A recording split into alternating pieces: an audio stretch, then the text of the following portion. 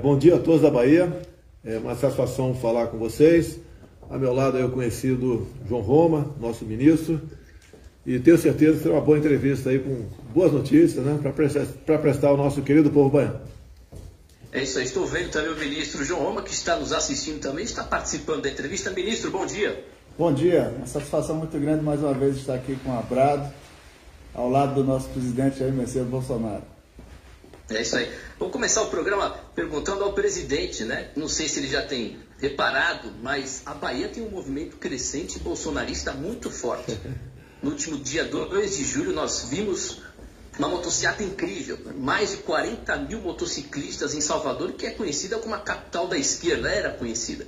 Eu gostaria de perguntar ao presidente, como é que ele vê essas manifestações grandiosas, manifestações de muita gente em prol do Brasil, do patriotismo, da liberdade, presidente? Bom dia. Bom dia. Realmente, em todo o Brasil tem esse movimento. Não é pelo Bolsonaro, é por nós, pelo trabalho, juntamente pela qualidade dos ministros que nós temos, que buscamos usar realmente os nossos recursos previstos no orçamento, a nossa liderança, para mudarmos o destino do Brasil. O Brasil sempre foi apegado, né, a grupos mais regionais, voltados para o populismo. E nós buscamos e sempre mostramos a verdade acima de tudo. Você pode ver, nesse movimento agora em Joinville, eu tive um encontro com empresários, com lideranças religiosas, sem contar com o povo, que eu estou o tempo todo na rua com esse povo. Então é fantástico o que acontece. A gente culmina essas viagens com um passeio de motocicleta. Eu não posso prezar para você quantas motocicletas tinha, mas é uma coisa fantástica. Parecida com São Paulo. E no Brasil são 26 milhões de motos, a gente calcula que são 20 milhões de pessoas que têm moto, que algumas têm 2, 3 ou mais motocicletas, né? E eles comparecem nesses eventos. Porque a motocicleta é uma prova de liberdade em 2 rodas. Só quem é motociclista sabe deste prazer. Assim como só quem é mergulhador sabe do prazer de mergulhar, buscar um peixinho, ou quem é paraquedista, que eu também sou paraquedista, dando salto aí a uma certa altitude, né? Aqueles momentos que você se sente como uma águia realmente planando no espaço. E nós levamos a verdade, mostrando onde nós podemos chegar, e também mostrando onde outros países da América do Sul chegaram e estão chegando.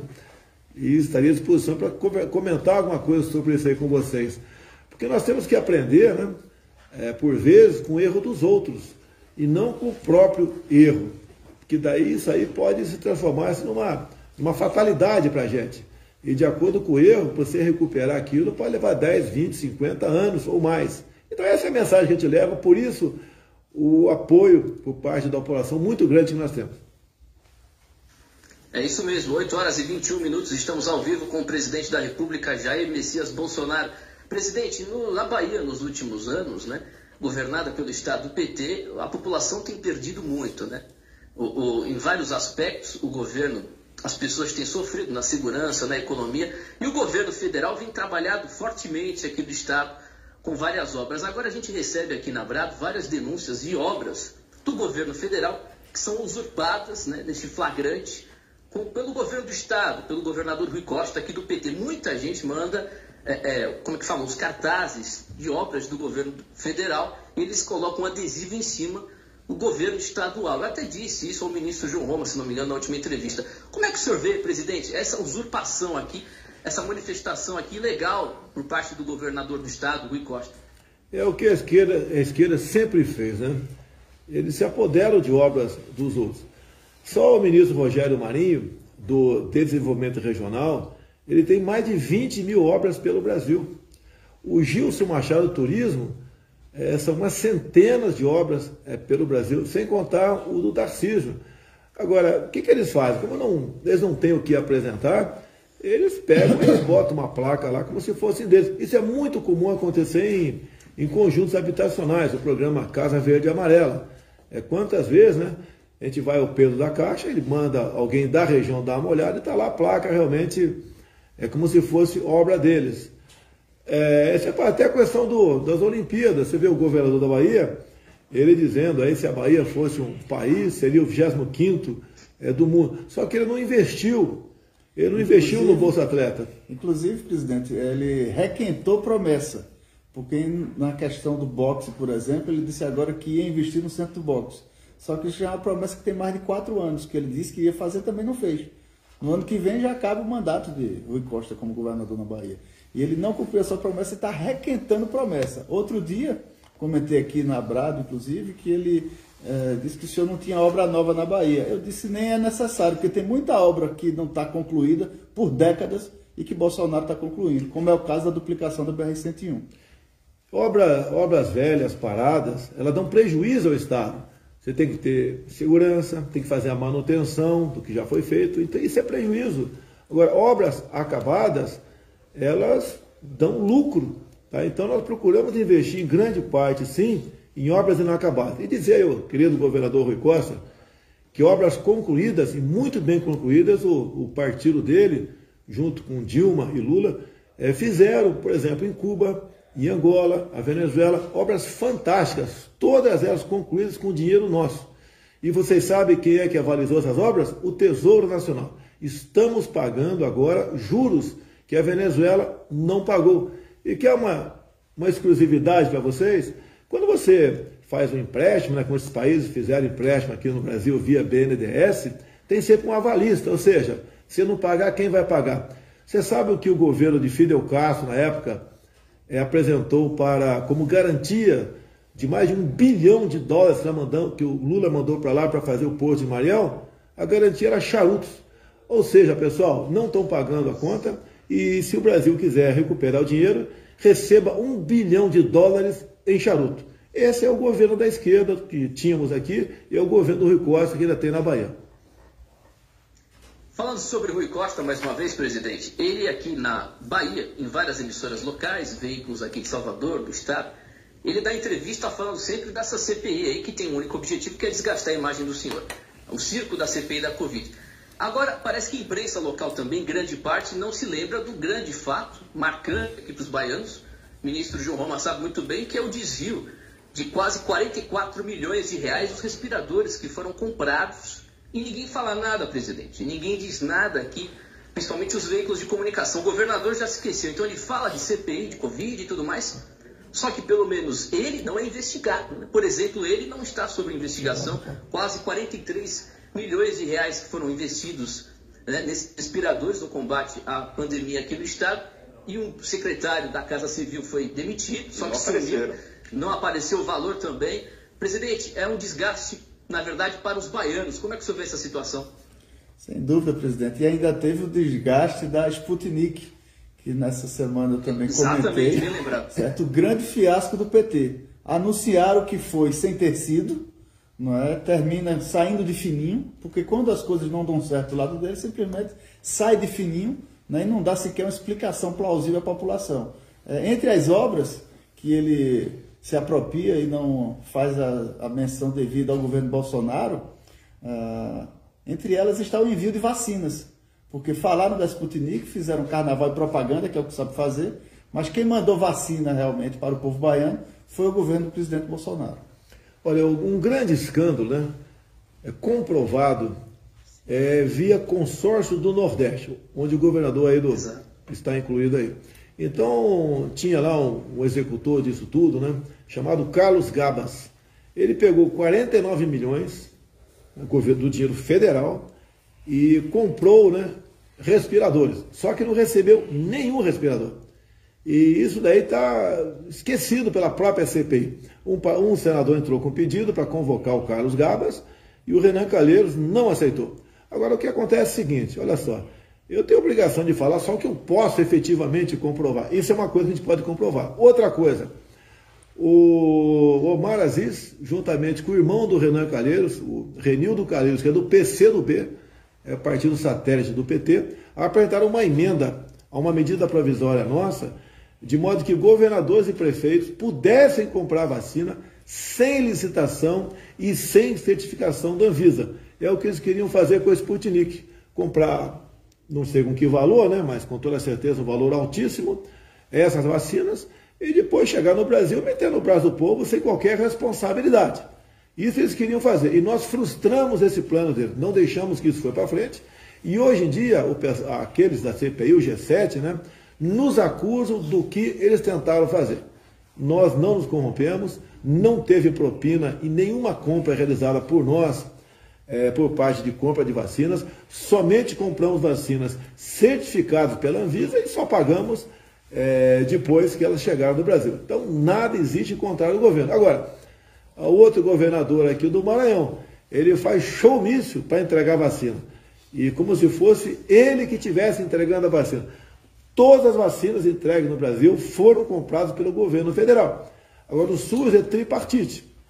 Nós compramos, o Estado distribui e os prefeitos aí na ponta da linha são os grandes responsáveis pela aplicação das mesmas. Deputado Alden. Só uma correção, Timóteo. Primeiramente, minha continência regulamentar, 01. Fala, capitão. Continência João Roma. Satisfação enorme falar com os senhores. É só uma correção aqui. Na verdade, nós temos aí 3 compras que foram realizadas pelo então Consórcio Nordeste. A primeira compra é de 49 milhões de reais, a segunda compra é de 44 milhões de reais e a terceira compra é de 150 milhões de reais.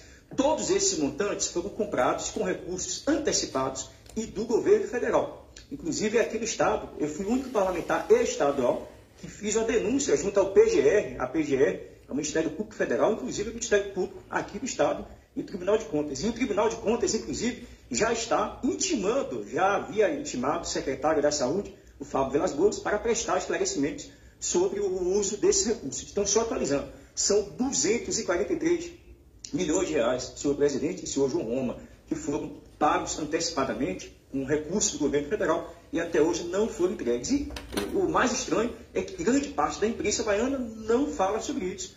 Então, nós temos aí números extremamente factíveis, onde há provas robustas sobre o possível desvio desses recursos, pagamento de intermediários, enfim. E, infelizmente, os estados não fazem a CPI. Então, eu queria só, senhor presidente, aproveitar o ensejo e verificar com a Vossa Excelência como é que está sendo feita a orientação junto ao Ministério Público Federal para que ele possa atuar mais especificamente no caso dos respiradores aqui na Bahia. Não, uma vez aí alguém apresentar a denúncia, não tem qualquer participação nossa junto ao Ministério Público, não há essa interferência, né? Infelizmente é assim que funciona. Agora, dizer para você também, você podia ver no orçamento aí do Estado quanto o governador gasta com a imprensa. E praticamente nós reduzimos em mais de 80% a despesa com a imprensa. E você, quem age gastando dinheiro com a grande mídia, né? Logicamente os seus escândalos são esquecidos. Isso pode estar acontecendo aí na Bahia. São 8h30, estamos ao vivo com o presidente da República, Jair Bolsonaro. Alexandre, aleluia. Senhor presidente, o prazer, ministro João Roma. É uma honra falar com Vossas Excelências. Presidente, voltando o assunto à Bahia, não tem como fugir, acho que Timóteo já, de certa forma, começou. Queria dar minha visão e fazer uma breve pergunta. A Bahia tem realmente talvez uma falsa impressão nacionalmente de que é um estado de esquerda. Por conta das últimas eleições, vimos o PT realmente ganhar as últimas eleições, mas eu penso que quem acha que o nosso povo é de esquerda não conhece o nosso povo e não caminha pelo nosso estado. O nosso povo preza pela família, nosso povo é empreendedor, gosta da liberdade, é um povo unido, um povo que não tem arestas entre rico, pobre, negros e brancos ou qualquer coisa insuflada por esse pessoal da esquerda, e é um povo que respeita, acima de tudo, o nosso Deus. São ideias que são defendidas pelo Senhor. E eu fico extremamente incomodado com o debate da Bahia, porque eu vejo que, na verdade, aqui os pingos não estão nos is. O que falta é clareza de ideias, é clareza de debate e o povo saber realmente quem é quem. Então, eu penso também que 22 teremos talvez uma grande oportunidade, uma oportunidade de ouro para o povo poder visualizar as coisas como elas são e poder defender os seus reais valores. Eu penso que a figura do presidente, simbolizando todos esses valores que eu falei agora há pouco, que são os valores genuinamente baianos, é uma oportunidade de ouro também para que o nosso Estado possa se libertar e ter realmente um candidato ou pelo menos algo que fuja dessa briga entre esquerda e mais esquerda que vem assolando o nosso Estado por muito tempo. Eu queria a opinião do senhor sobre a Bahia, o que o senhor acha da Bahia, e aqui falo como político, estou à disposição como soldado e sempre defendendo as nossas bandeiras. Uma honra, presidente. Eloy, bom dia, abraço a você. Sabe que eu fui colega do teu pai por muito tempo dentro da Câmara e de vez em quando converso com ele. O que chega para nós realmente é que a Bahia é um estado de esquerda. Quem pensa diferente não tem futuro aí. Nós pensamos como você, porque nós temos que insistir e fazer cada vez mais chegar a nossa proposta a todos no Brasil. E a família é a célula da sociedade. Uma família destruída, isso é ruim para todo mundo. Não é só para a Bahia, não. É ruim para o Brasil. E a esquerda, nós sabemos que eles não prezam por qualquer valores da nossa sociedade. Você pode ver, a questão é muito falada aí, até é chato de voltar a tocar no assunto, né? Ideologia de gênero. É inadmissível a gente concordar com a proposta da esquerda, dizer para os nossos filhos de 5, 6 anos de idade que o menino não é menino, a menina não é menina, e ficar aí martelando em cima dessas pessoas. Como a esquerda agora está na linguagem neutra, está batendo o tempo todo, querendo a linguagem neutra na escola. Isso é inadmissível. Já temos uma dificuldade enorme de aprender o próprio português aqui. Imagine aprender essas novas aberrações. O que a esquerda sempre prega também é que tudo tem que estar na mão do Estado. Você pode ver, eles nos chamam do que eles são. Chamam de fascista. É o que eles são. O Estado, quanto mais interfere, pior naquela região. Você pode ver. Você pega o estado do Maranhão, onde quem manda lá é o Partido Comunista do Brasil. Pegaram um estado pobre, sim, pobre, com governos anteriores, mas conseguiram transformá-lo de modo que ficasse o povo mais pobre ainda. É um povo cada vez mais dependente de favores do Estado. O Estado tem que ajudar realmente quem tem necessidade. E o Estado tem que estimular e fazer com que cada um busque o seu próprio sustento. Você pode ver na Venezuela, essa política está bastante avançada lá. O salário mínimo da Venezuela está acima de $5 para quem tem emprego. Lá não tem mais animais de estimação. O povo comeu tudo. Porque lá atrás, o governo Chávez, a ditadura Chávez e Maduro, incentivaram cada vez mais pessoas viver de benefício do Estado. Quer dizer, sugaram tanto o Estado, e hoje em dia não tem mais nada a oferecer para a sua população, a não ser miséria e violência. A igualdade pela pobreza. A gente vê até pela quantidade de pessoas, as centenas, que diariamente chegam lá em Pacaraima, no estado de Roraima, fugindo daquela ditadura. Nós não podemos nos enveredar por esta linha. Você pode ver, o ano passado, se me permite alongar um pouquinho mais, tivemos problemas seríssimos com a pandemia, além das mortes, que a gente lamenta todas elas. Os governos, em especial da Bahia, fechou tudo, tá? Tirou o ganha-pão de milhões de pessoas que trabalhavam durante o dia para comer à noite e abandonaram essas pessoas, obrigando-as de forma truculenta a ficarem dentro de casa, através de medidas como lockdown, toque de recolher, confinamentos. Se não é o governo federal socorrer essa população com auxílio emergencial, a gente não sabe o que poderia ter acontecido com eles. O caos social que poderia ter sido implementado no Brasil. E quando falo que a gente não tem sensibilidade, o governo federal, o nosso governo, gastou o ano passado com auxílio emergencial o equivalente a 13 anos de Bolsa Família. É um número fantástico. 294 bilhões em menos de um ano. É quase 300 bilhões. Menos de um ano, começou em final de março esse benefício, Continuamos depois com o valor um pouco abaixo, o auxílio emergencial, e estamos agora em fase quase final, junto com o João Roma, nós definimos um novo valor do Bolsa Família. Eu nos critico que essa última fase do auxílio emergencial são R$250, mas o Bolsa Família, a média é 192.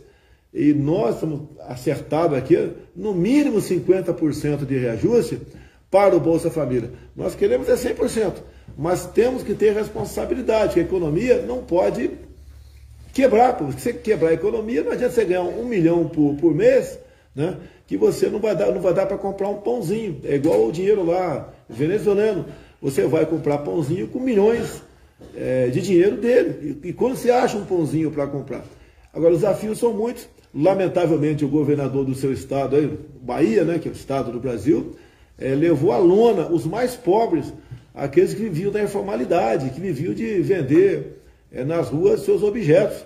Esses foram na lona. E teve o socorro do governo federal. Se não fosse isso, só Deus sabe o que poderia ter acontecido em todo o nosso Brasil. A gente espera, né, que novas medidas restritivas não cheguem, não continuem, para que a economia não quebre. Se quebrar a economia, quebra o Brasil. É isso aí, presidente. Além do lockdown aplicado pelo nosso governador do PT, ele aproveitou esse ano e aumentou o ICMS por 6 vezes, em 30% da gasolina. Então, para ver que... Enquanto o governo federal retira os impostos dos combustíveis, né, Alexandre? Na Bahia, é esse tipo de presente que se recebe do governo, aumentando os impostos na área de combustível. 6 vezes em um ano. Aleluia, fala-se muito, eu sei que está caro, o gás de cozinha. Lá na origem, o gás de cozinha custa, em média, R$45 o botijão. E chega na ponta da linha 100, 110. Agora, o que eu fiz no começo desse ano? Eu zerei os impostos federais do gás de cozinha. No gás de cozinha não tem mais imposto federal. Tem o imposto estadual, o ICMS. Se o governador pudesse fazer uma boa ação no Estado, ele podia seguir o exemplo do governo federal.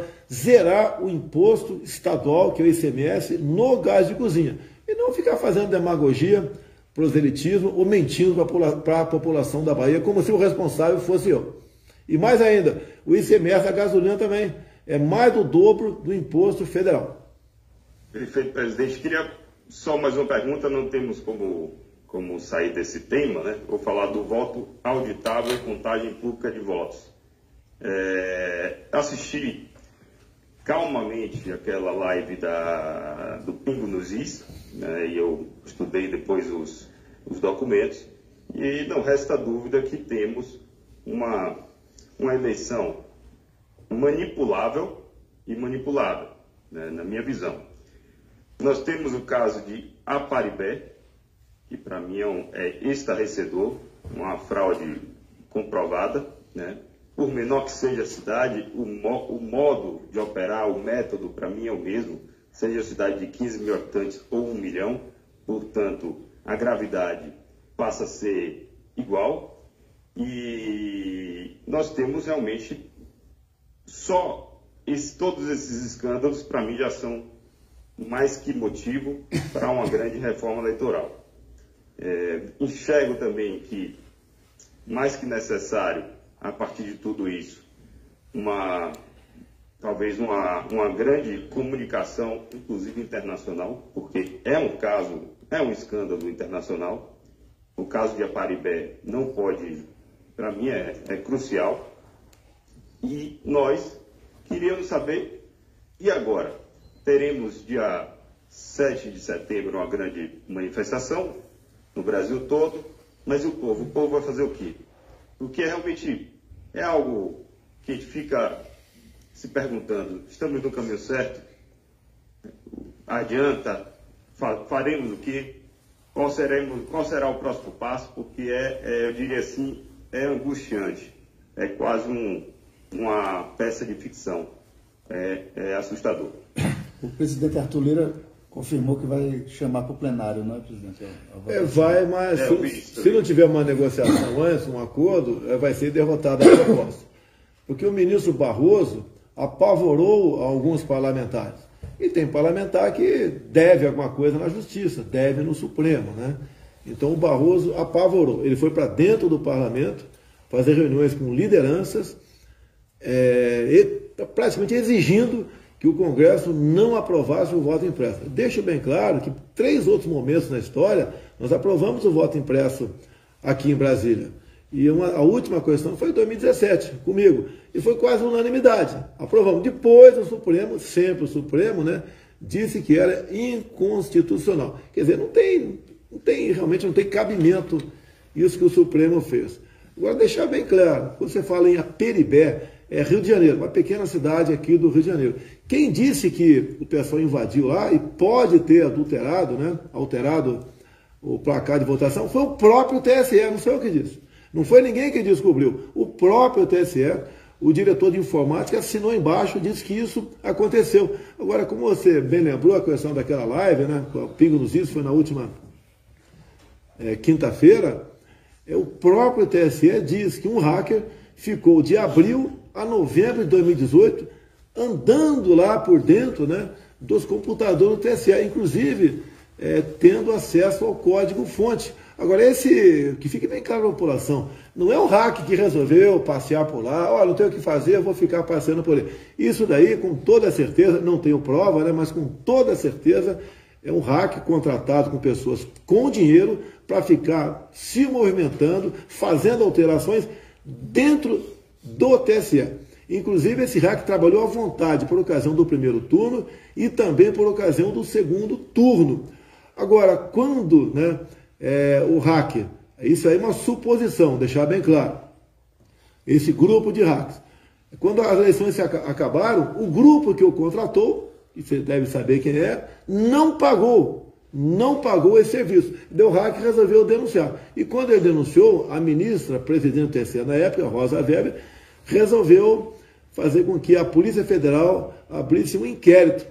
E a Polícia Federal começou a apurar. Quando a PF foi para dentro do TSE e falou o seguinte, eu quero os logs. O que é os logs? É um local, então, as digitais, né? Tudo armazenado que foi feito lá. Qual foi a resposta do TSE? Assinado pelo seu Janine, assinado por ele. Nós apagamos sem querer os logs. É uma prova inconteste de que essa pessoa foi para lá, manipulou números, e o que se chega aqui, agora fica a suposição, não posso afirmar também, que tinham acertado que esse hacker desviaria 12 milhões de votos meus.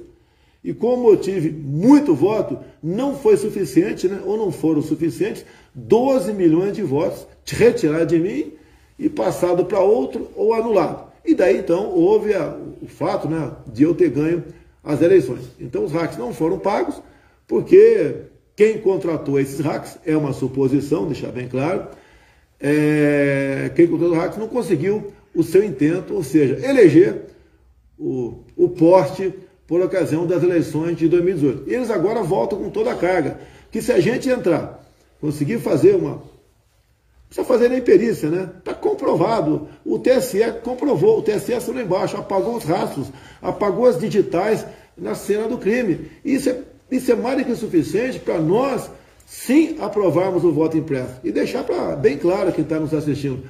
Diferentemente do que o ministro Barroso disse, né, que o Barroso é um mentiroso, ele disse que é a volta do voto em papel. Não é a volta do voto em papel.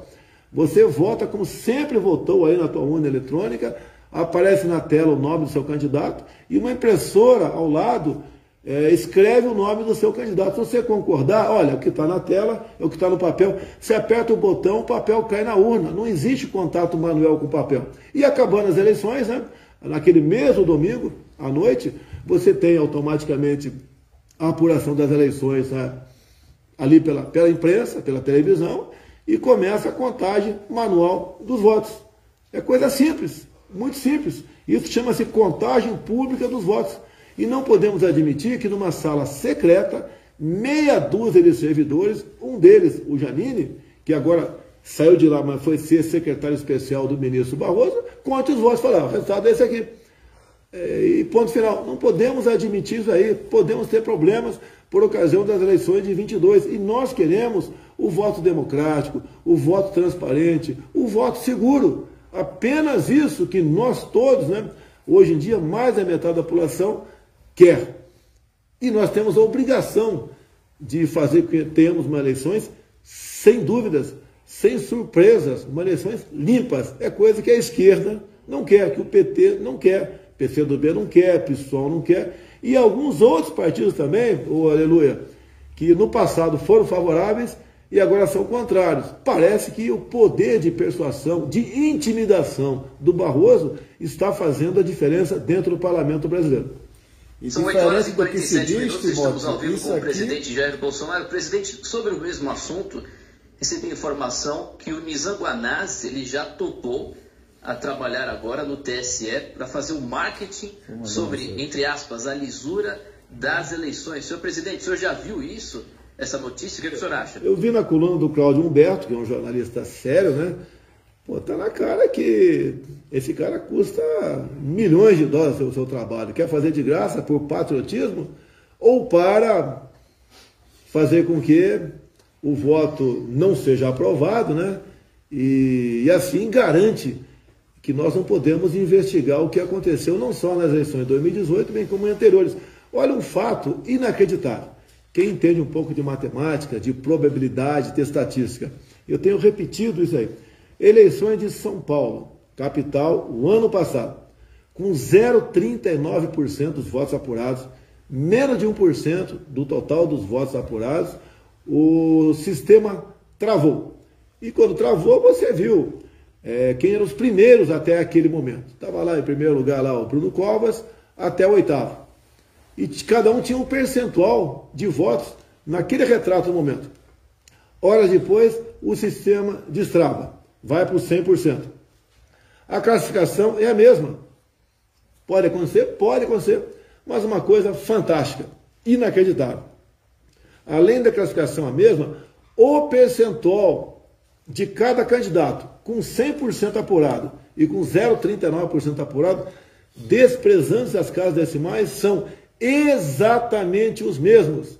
Aí os estatísticos dizem que isso pode acontecer? Pode. E 1 trilhão de eleições, isso pode acontecer. Então, mais um indício fortíssimo de fraude. Que a fraude, né, a possibilidade de manipulação, o pessoal não vai manipular, com todo respeito, um vereador no interior da Bahia, ou lá de Aperibé, dificilmente um prefeito. O pessoal começa por cima. Como essa possibilidade que eu tenho falado aqui, não posso comprovar, não posso afirmar, de 12 milhões de votos, né, que já havia sido acertado com os hackers por ocasião das eleições de 2018. E depois o pessoal vai descendo para estados, vai descendo para cidades grandes, vai descendo para o Senado, que é mais importante, quem sabe eliminar um deputado federal da Bahia que não interessa para o sistema, os caras roubam metade dos votos deles, vai para outro lugar. E não adianta o parlamentar depois querer entrar com uma ação. Primeiro quem vai julgar a ação dele, no final da linha, vai ser o Supremo Tribunal Federal. Ou vai ser o TSE, que é o primeiro, né, que está sendo, se apresentando, contrário a qualquer possibilidade de se investigar o próprio TSE. Se bem que eu repito, não precisa investigar o TSE. A documentação que nós temos, fornecida pelo próprio TSE, a Polícia Federal, está mais do que clara que muita coisa de grave aconteceu lá. E nós queremos evitar esse problema para 22. Você vê, o próprio Aleluia fala que tem um crescente aí de pessoas cada vez mais acordando para a verdade. Na Bahia e no Brasil todo. E essas pessoas não podem ser frustradas.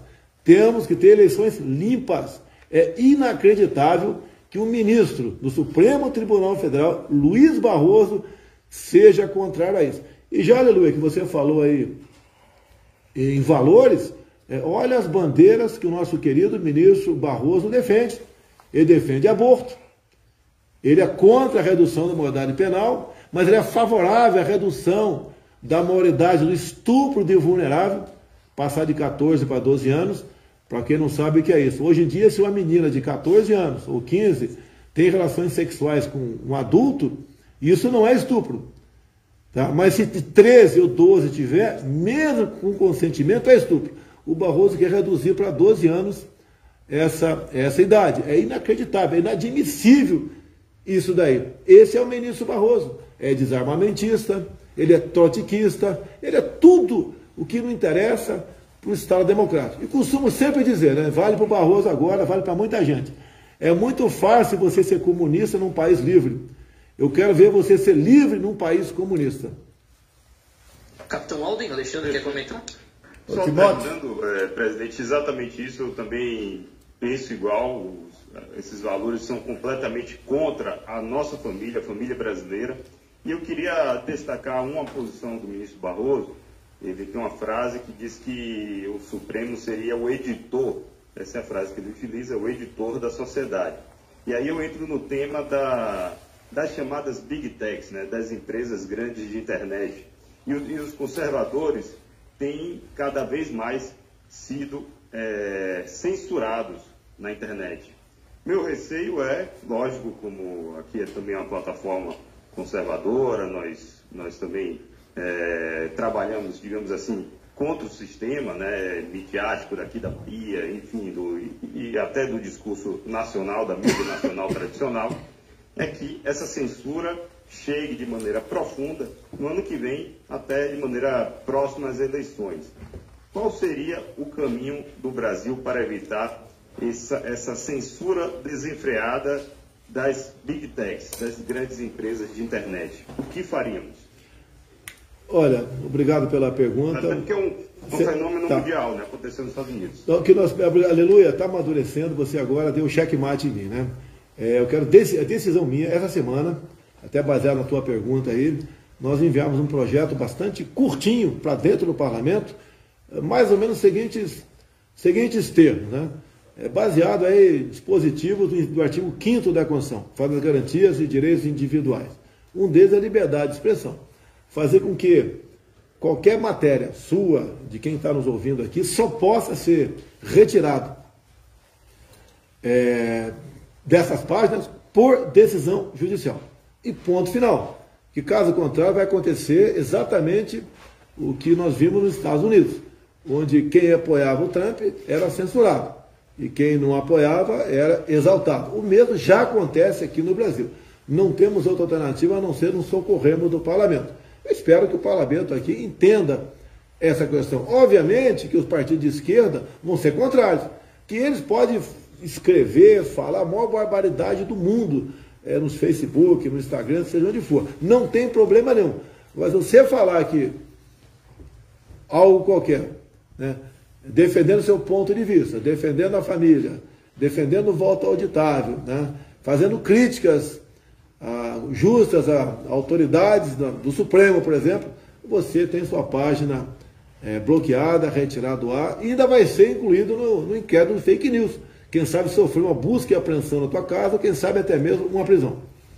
Lamentável. 8 horas e 55 minutos, estamos ao vivo com o presidente Jair Bolsonaro. Capitão Alden. Senhor presidente, voltando a falar aqui um pouquinho de Bahia e de uma pauta aqui que é muito importante. Tenho recebido aqui muitas mensagens a respeito disso, eu não posso me furtar.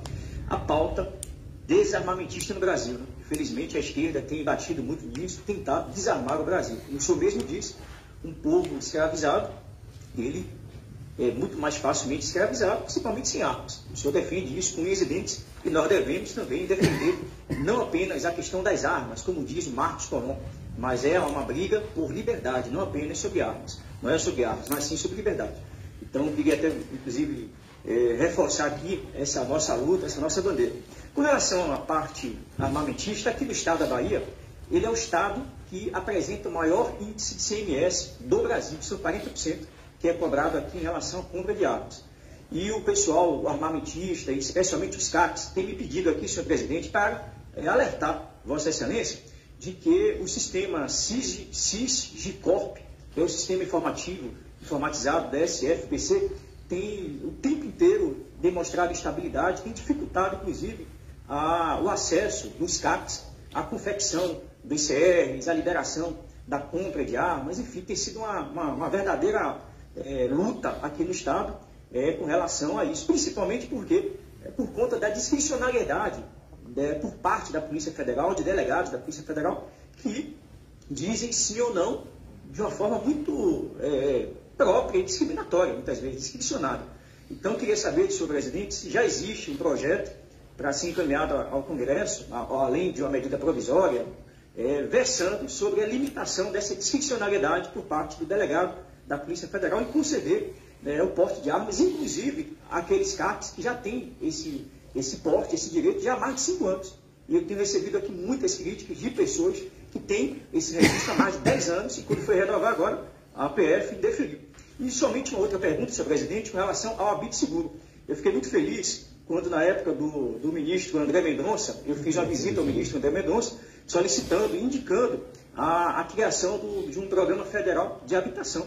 E aí veio depois o Habite Seguro. Fiquei muito feliz na aceitar essa proposição. Sou muito sensível, acatou e enviou para o Ministério, o ministro Guedes e os demais ministérios para ver a viabilidade de implantação do Habite Seguro. Então, eu tenho recebido muita pergunta com relação ao Habite Seguro, se vai de fato efetivar esse programa, o que é que está faltando para se concretizar esse programa. O Habite Seguro deve sair essa semana. Para os profissionais da segurança pública esse projeto. E pelo que tudo indica, né, esse empréstimo para comprar a casa própria dele, a taxa de juros lá embaixo e equivale em média a metade do que é o aluguel daquele imóvel. Então é um grande negócio realmente para a segurança pública e para nós brasileiros como um todo, porque o policial, civil, militar, ele trabalhando aí com mais tranquilidade, ele produz mais para a sociedade. A questão de armas. O Congresso, fiquei lá 28 anos, sempre dominado pela esquerda, né? Uma esquerda barulhenta muitas vezes, o clima é difícil você aprovar alguma coisa lá. Então o que nós fizemos com a lei que nós temos, com o Estatuto do Armamento, que foi feito um referendo em 2005, nós ganhamos, mas o governo da esquerda dificultou mais ainda a aquisição de arma de fogo. Tudo que eu pude fazer por decreto presidencial eu fiz, bem como por parte do Ministério da Justiça, da Defesa, por portaria, nós fizemos. Agora, na ponta da linha, por vezes, nós encontramos pessoas que resolvem fazer valer a sua ideia, ignora essas documentações, essa legislação abaixo da lei, para perseguir as pessoas. O que eu preciso de vocês? De fato, tem que chegar ao nosso conhecimento aqui, tem como chegar a minha pessoa, tá o João Roma aí, quem é o delegado da Polícia Federal, porventura, esteja trabalhando dessa maneira. Por vezes a pessoa reclama sem razão. Tem uma documentação que infelizmente tem que ser entregue e a pessoa não entrega e quer o seu registro lá. Mas muitas vezes não tem razão. É uma discricionalidade, sim, como vocês disseram aí, da pessoa em si. Daí eu aciono o Ministério da Justiça, que aciona o diretor-geral da PF, para agir de acordo com a legislação. A legislação é a lei, decretos e portarias. E dizer a vocês, né, para a gente não criticar o Congresso como um todo. O ano passado nós aprovamos lá, com o voto do João Roma, inclusive, o porte estendido para o pessoal do campo. A posse de arma de fogo do pessoal do campo era apenas dentro da sua casa. Ele não podia pegar um cavalo ou um jipe, né, e andar armado pela sua casa. Da sua propriedade. Tá. Isso aí, obviamente, começou a inibir as pessoas. Você pode ver, o MST está menos abusado do que muito tempo atrás. Raramente nós temos notícia de invasões de terra por parte do MST, porque o homem do campo está armado, ele tem que defender a sua propriedade privada. Assim como você tem direito de defender a tua casa, teu apartamento, o homem do campo tem direito de defender teu sítio, tua fazenda e tua chácara. Timóteo, você me permite? Pode falar, ministro. Eu só queria falar um pouco aqui o que é que esse homem, Jair Bolsonaro, tem feito pela Bahia. Pois ele muitas vezes não comunica exatamente para a nossa população o que é que o seu governo tem feito de benefício para o povo baiano. Só do auxílio emergencial, Timóteo, já são quase 30 bilhões de reais do ano passado para cá. Esse recurso segurou a barra de muita gente que estava muitas vezes impedida de sair de suas casas para ganhar sustento de sua família. Na área de infraestrutura, o presidente Bolsonaro está destravando coisas que por décadas se arrastavam na Bahia. A BR-101 parece que tinha pulado a Bahia, mesmo com 16 anos de PT, né? Avançou lá por Sergipe, Alagoas, Pernambuco e saiu. E na Bahia nada. O presidente Bolsonaro foi lá, já entregou o trecho duplicado, assim como a 116, que já chegou em Santa Bárbara, vai seguir agora para a Serrinha. Teremos boas notícias, tanto para o Rodoanel do Feira de Santana, quanto para a duplicação da ponte lá em Juazeiro, quanto lá em Ilhéus de Itabuna, como para 030, como para Fiol, que vai ser sem dúvida nenhuma uma grande transformação de infraestrutura na Bahia.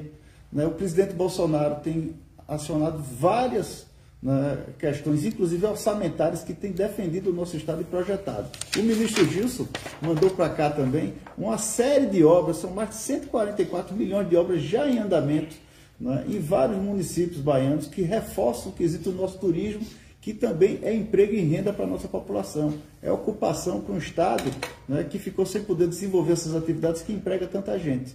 Então é importante a gente colocar essas coisas né, para dar justamente o ponto correto de pessoas que ficam dizendo, não está fazendo nada na Bahia. O que tem sido feito na Bahia pelo presidente Bolsonaro, sem dúvida nenhuma, é uma transformação nunca vista na Bahia. É o dinheiro justamente chegando na ponta para melhorar a vida da nossa população. Só para quem porventura não saiba, né, que ele falou da FIOL, é uma ferrovia de integração oeste-leste. Ela passa ali em Ilhéus, Caetité, passa em Barreiras e Figueirópolis. E ela vai se unir a Norte-Sul, que vem lá do Maranhão, passa ali por Tocantins, Goiás, até São Paulo. Então é a volta do modal ferroviário que foi esquecido há décadas em nosso Brasil. E isso traz um progresso fantástico para essas regiões, pelo preço do frete que vai lá para baixo. 9h03, perfeito. Na próxima semana, se não me engano, estaremos também com o ministro do Turismo, Gilson Machado, aqui na Brava. O presidente está com a agenda apertada, já estou recebendo informação aqui do pessoal da assessoria. Eu tenho que perguntar só uma coisa sobre política, presidente. Como é que o senhor vê a figura do ex-prefeito, presidente do Democratas, ACM Neto, que tem feito declarações pesadas, severas, críticas contra o senhor, falando contra atentados contra a democracia, fez uma postagem no Twitter. Ele está negando que teve qualquer tipo de reunião com o senhor nas últimas semanas, que a imprensa disse que o prefeito, a ACM Neto, teria feito um acordo com o presidente Jair Bolsonaro. Presidente, como é que o senhor vê a figura do ACM Neto e essas críticas frequentes que ele fez ao senhor? Olha, no mínimo tem 8 meses que eu não converso com o ex-prefeito ACM Neto, pessoalmente ou por telefone. Então eu quero evitar tecer qualquer comentário, porque não existe nenhum acordo entre nós, não existe essa intenção ainda colocada na mesa, e quem julga ele é o pessoal que, aí de Salvador, né, na qual ele foi prefeito, essas medidas que ele tomou de fechar comércio, de vedar tudo, proibir o direito de ir e vir da população. O povo tem como julgar o tocante assim. Agora são políticos, assim como o João Roma, a gente conversa com todo mundo, nunca fecha a porta para ninguém. Agora notícias, né, que eu fiz um acordo com ele, não procede porque eu não conversei com ele. Então, está se afunilando a questão das eleições do ano que vem, né? Até março tem que estar tudo mais ou menos acertado, que é o último prazo para filiações e decisões de quem vai ser isso e vai ser aquilo, e nós temos que trabalhar para o bem do nosso Brasil, da Bahia, de cada município aí, não ficar com possíveis briguinhas entre nós. Da minha parte, não existe nada tratado com o senhor ACM Neto, então eu não posso comentar o que saiu na grande mídia, até porque a grande mídia, né, é uma grande fábrica de fake news, uma grande fábrica de mentiras. E eu já falei aqui, eu não leio jornais para exatamente não chegar irritado no trabalho. É isso aí. 9h05, presidente. Te agradeço demais, muito obrigado pela sua disponibilidade. A primeira entrevista aqui aos baianos, são mais de 234 municípios através das rádios afiliadas aqui neste pool de emissoras que ouviram a nossa entrevista. Presidente, mais uma vez, muito obrigado. Timóteo, capitão Alden, vereador Aleluia, um grande abraço a vocês e, obviamente, um abraço a todos os baianos e obrigado pela oportunidade. Muito obrigado, presidente. Também um abraço ao querido ministro João Roma, possível candidato ao governo do estado da Bahia também, né? Falamos sobre isso. Um grande abraço. Deus abençoe vocês. Um abraço, presidente. Um abraço, ministro. Um abraço, uma presidente. honra enorme, presidente, falar contigo. Satisfação na continência regulamentar os dois. Até a próxima, se Deus quiser. Tchau.